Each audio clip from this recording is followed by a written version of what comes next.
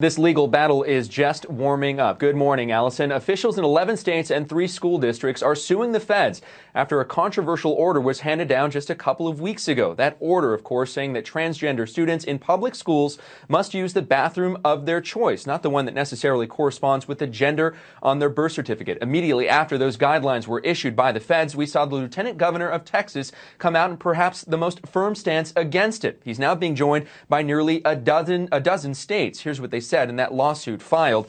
In part, it says defendants have conspired to turn workplaces and educational settings across the country into laboratories for a massive social experiment, flouting the democratic process and running roughshod over common sense policies protecting children and basic privacy rights. Leaders in many of those states see this as a battle for the moral ground of this country, a battle for conservative values. The feds have responded to those allegations and to the lawsuit, saying in part, schools have a responsibility to provide a safe and non-discriminatory environment for all students, including transgender students. President Obama has said himself that this is not a battle for morality, but a battle for what's right in this country. He says that this will protect those most vulnerable to bullying in public schools.